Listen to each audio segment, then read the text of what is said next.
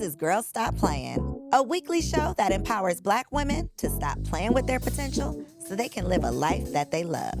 I'm Coriel, your favorite homegirl, and I'm on a mission to help Black women make the money and get the honey. You can have it all as long as you're willing to work.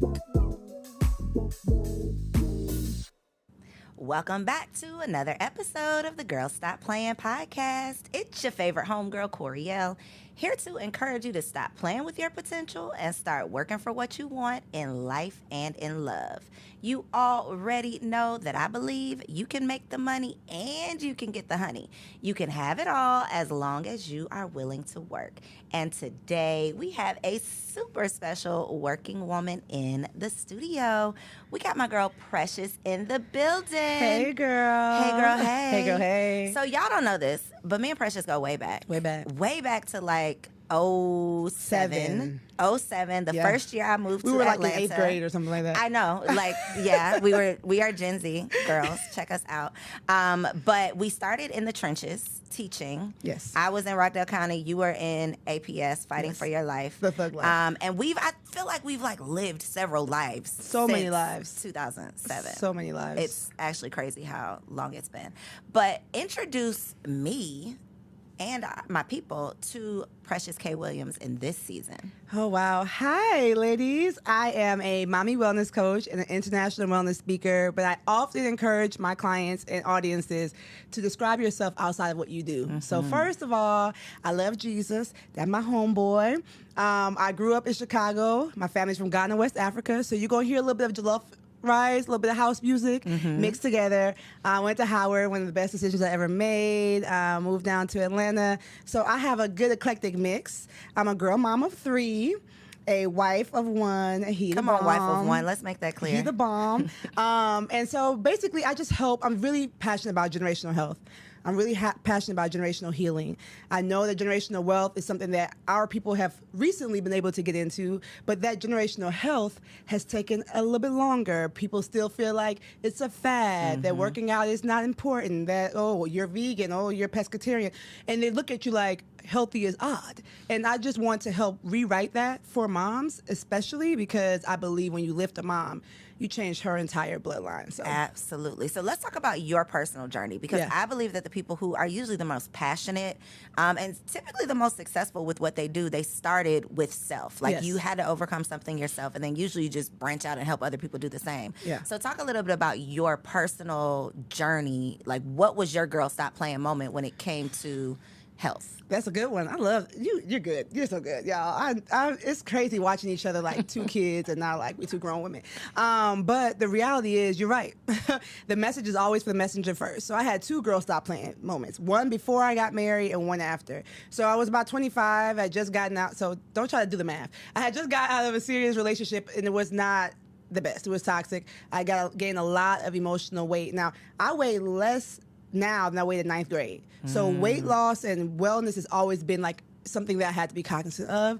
But at that point, it was like, girl, you grown now. Like if you really want to be a wife, be a mother, you're gonna have to prioritize you. And so went on the journey then. I lost 75 pounds, trying different things.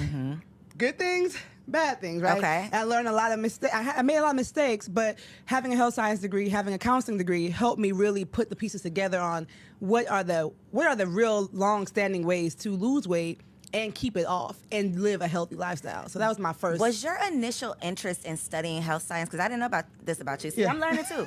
Was your initial interest your own health? Because you said this has kind of been a challenge since 9th grade. Were you wanting to learn, like, how can I help myself? This is why you studied it? Or, like, what was your initial interest in even getting into health science? It's so funny how, listen, I love being interviewed because God don't be playing with his people and their story. It was a generational healing thing. My mom had a lot of accidents when we were younger. She worked, like, in Northside Chicago, so it was far away. So she had a lot of car accidents, and I used to see her go to physical therapy. So initially, it was about, wow, this is so cool. She couldn't walk, or wow, she had this ailment, and she went to this place, and she was able to heal. So I used to like give her massages, help her with exercises, and I thought, I want to be a physical therapist until it was time for internship, and I realized I don't want to touch people. And so I was like, okay, I don't want to touch people. Pre-COVID, you wasn't fooling with it. I wasn't fooling with touching people. And so I was like, I still am passionate about healing.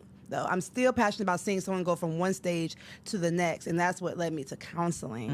And so it was always about that. So I saw my mom suffer, and I wanted to see people heal like she did, and that's where it led me to health science. And little did I know, all the nutrition and the fitness and stuff like that was come along with it. So, okay, that was your first Girl Stop Playin moment. Yes. So, post-college, pre-marriage, Yep. you lost 75 pounds. Right.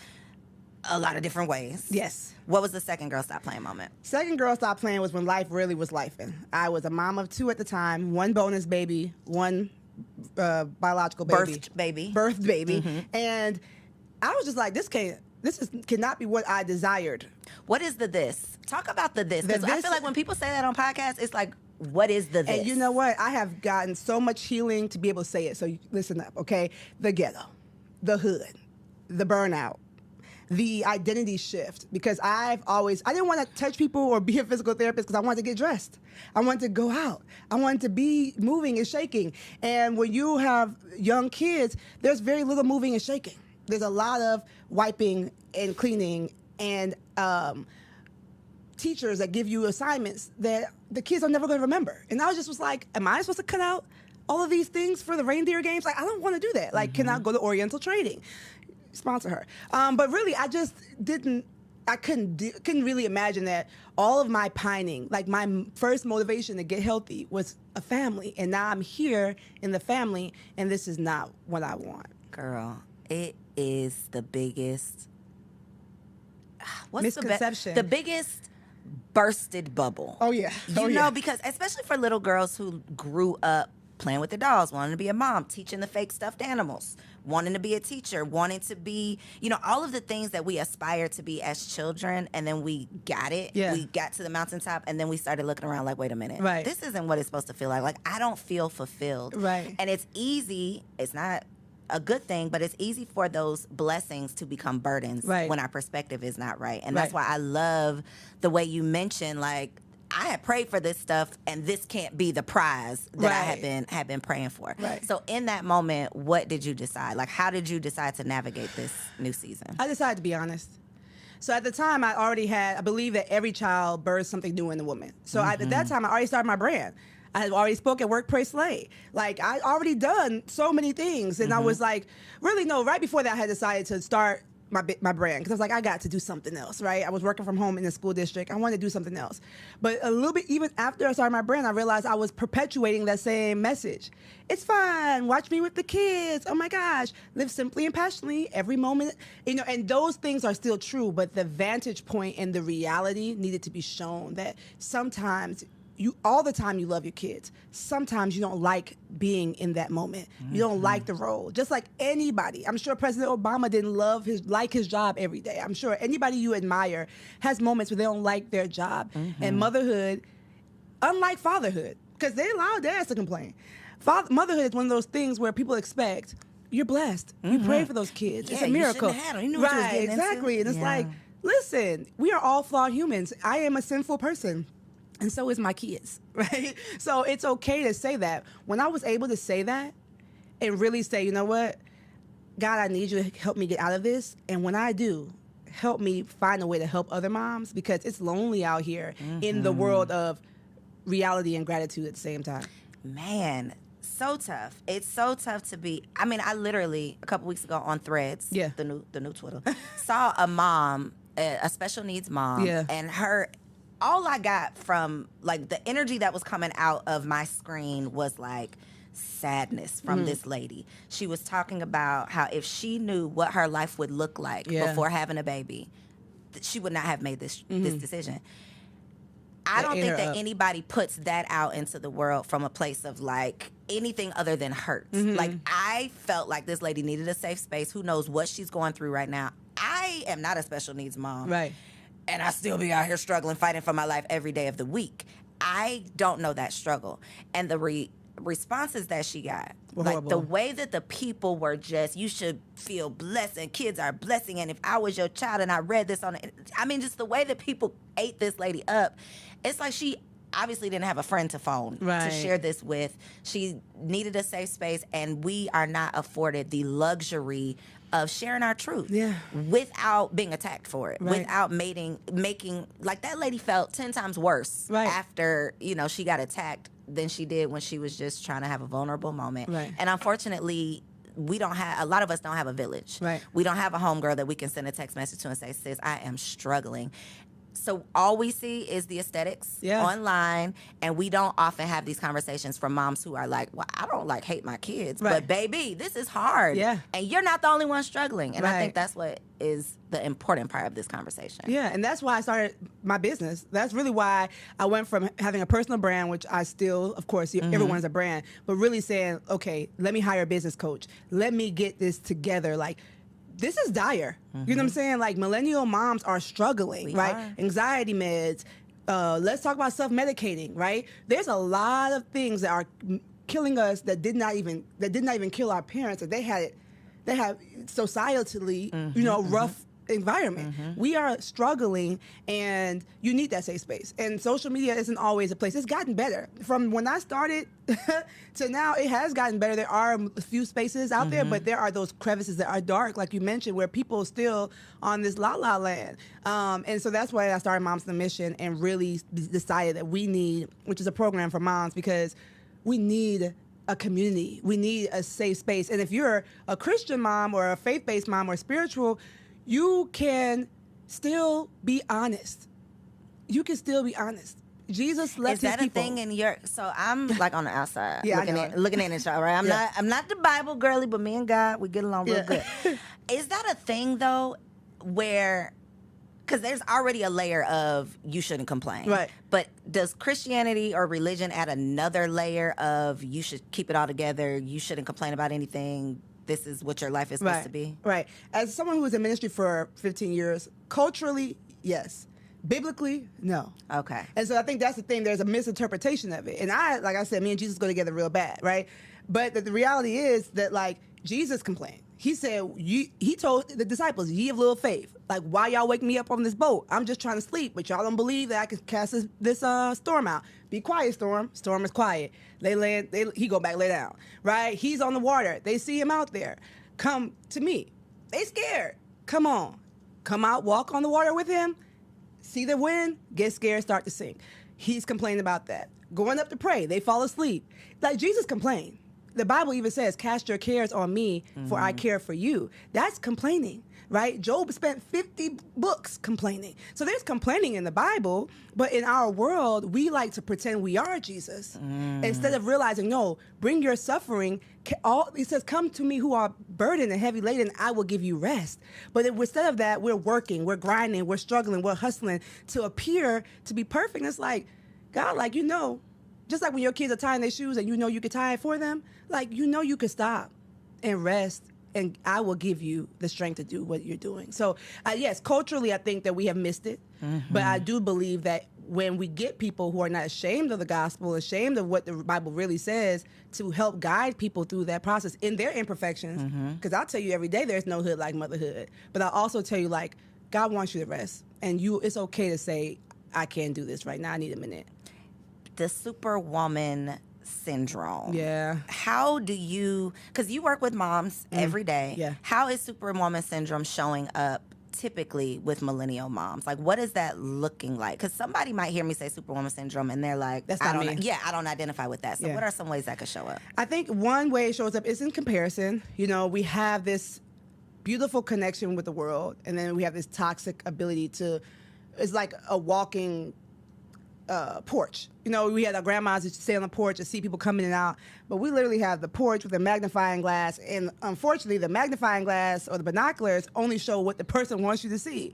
So I think the comparison comes in. Even still, like, we have this new movement about ease and the soft life, which I think is a blessing in some ways, but sometimes if that's not your reality, if you're a working mom and your husband works 9 to 5 and we're not entrepreneurs, you start wondering, like, I got to work really hard to get the ease. Even to get the ease or the soft life, I gotta do something to kill myself. To like, you're gonna have to work 50 hours, over 50 hours, 100 hours to get to a place where you can take vacations, right? So I think a little bit of it is just, as millennial women, we like to define things. So I'm gonna keep it simple. 1, the comparison. 2, we like to define things. So trying to fall into a category of either you're a gentle parent, you're living a soft life, you have an ease, and all of these things is putting too much pressure on ourselves. Do you work? I shouldn't ask you that. You could say it. 99.9 of people watching this are black women. Yeah. What about your clientele? Are they majority Yes. black women?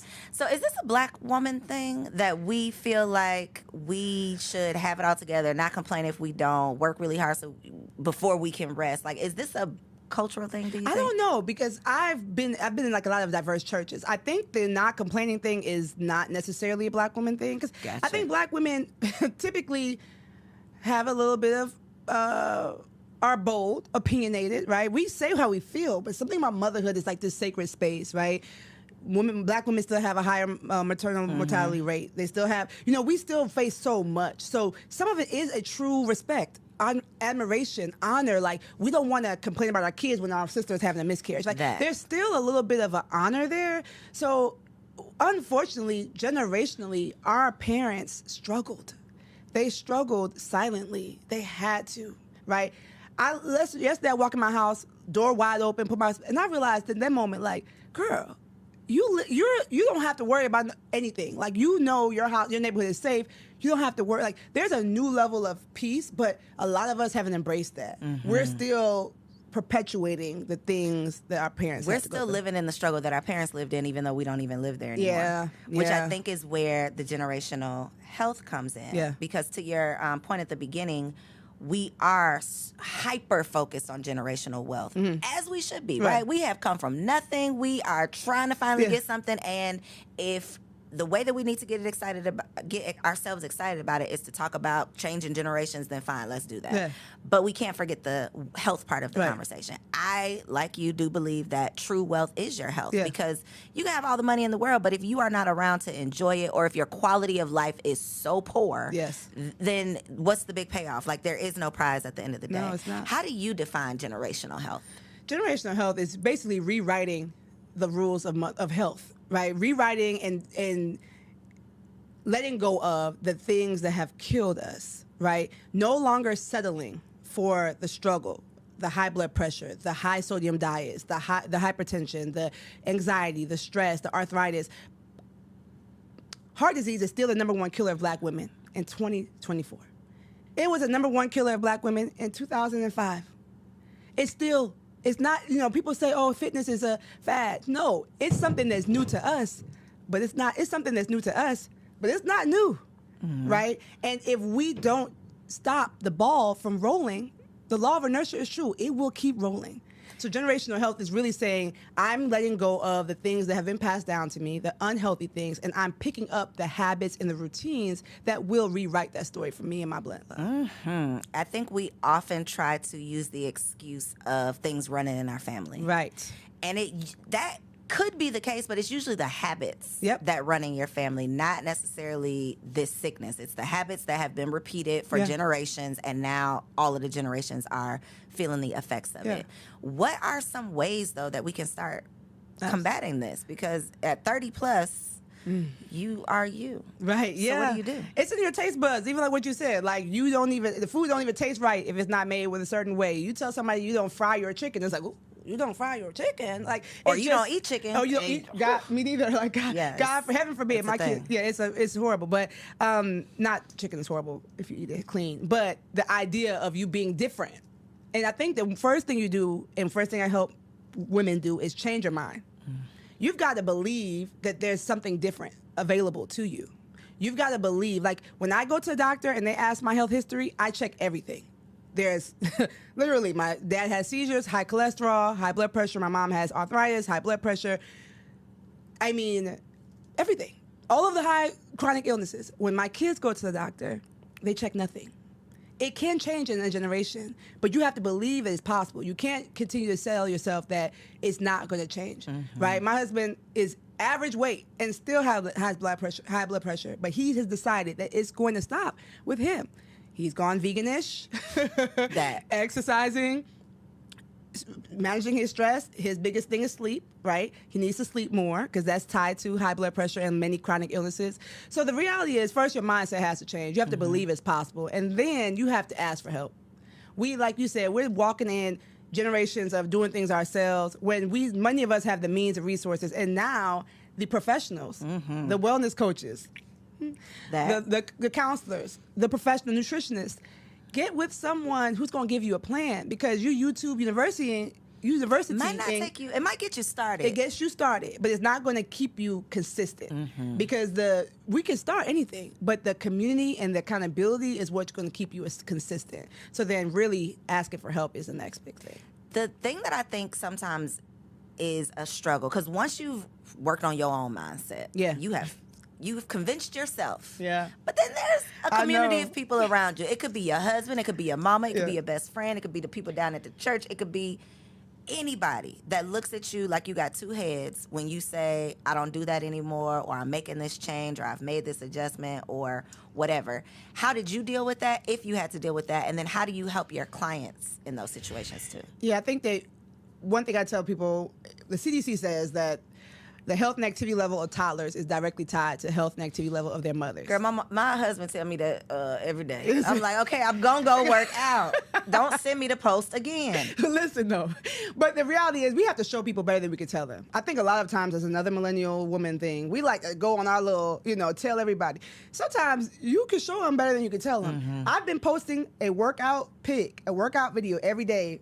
I can't say every single day, but consistently for over 3 years. And now it's like, what you been doing? Like, oh, you looking good. People believe you when they see you. And so I think that one thing we have to stop doing is doing so much talking about it and doing more showing and modeling. Our kids, our families, they don't do what we say. They do what we do, right? So I think that you are going to face that, but you have to know your why. You have to know your why. The first thing we do in my coaching program is write a letter to ourselves. Why am I doing this? Why is this important to me? Do I want to be in the same place 5 years from now? Do I want to be in the same place 5 months from now? And the biggest question, do I want my kids to fight the same fight that I'm fighting right now? Because if you don't fight it, if you listen to so-and-so or the church member and your grandma and all these people, your kids will fight the same thing you had to fight. If I didn't stop, I would have been in the same high blood pressure category, the same high cholesterol category as my older sister and as my mother. But I had to, thankfully, through the help of the Holy Spirit, do it. And it couldn't be because it was popular. It was not popular at the time. You had to make a decision. You had to make and a move decision. forward. Yeah. Okay, so inside of your program, what's the objective? Is it a weight loss program? Is it complete health? Like, talk to me about the program. Awesome. Yes, it's a holistic health program. Someone asked me the other day that we both respect, are you helping moms lose weight? And I said, well, not all my clients. I dropped the ball a little bit. I dropped the ball, and now I'm going to fix it right now. All of my clients lose weight. They don't all lose physical weight. I believe every mom has weight to lose. And if you don't have weight to lose, you have weight that you've already worked off to lose that you need help being consistent losing. It's either mental weight, spiritual weight, emotional weight, or physical weight. The physical weight is usually last. It's the mental and emotional weight that every single one of my moms, 100%, improves their sleep and energy level within the first 4 weeks of working with me. So people who thought, I have insomnia, and I'm not a sleep therapist, but these are little things that I'm helping them realize in their life, their routines, their schedule, their workload in their home. I'm sure we'll get to that. Do these husbands be mad at you?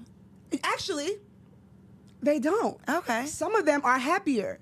You wouldn't realize that a lot of husbands are willing, they don't know yet that they're willing to do more, if it means that their household and their wives are happier. So if you're just telling your husband, okay, I need you to do bedtime 3 nights a week because I want to go to the gym, or 3 nights a week, and I'm going, and with no reasoning, maybe it'll be an adjustment. But when they start seeing that you're going to the gym, you come back energetic, get in the shower, put on your pajamas, and you're doing the nighttime routine that your coach told you to do, it's going to change some things, right? You're going to have a little bit more energy. Your waistline going to be going down.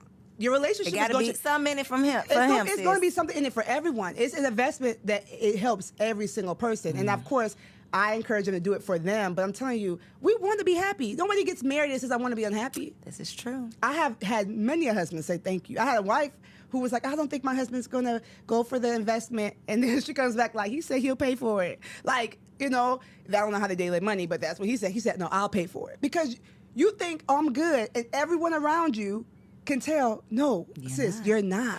There's a sound, like an Instagram, or actually it's a clip from an interview going around saying that the single most important determining factor of, the quality of life of a child is the quality of life of the mother. Right. It's how happy is this mother. Yeah. And when I think about my mama was miserable. Yeah. How great of a experience can you have with your children if you are miserable? So I think the importance of this conversation, yes, we want to look good. When we look good, we feel good, all of the things, but your true happiness internally, like you being the best possible version of yourself and you experiencing the best life that you can live, everything around you, everybody around you is going to benefit as well. And I think a lot of times we think of this laundry list of things we got to do. We don't have time to do this. We don't have time to do that. We have anything. We can make anything happen for our children. Right. But taking care of yourself is what your children actually need. Right. And you're right, because that's it. First thing is the letter to yourself.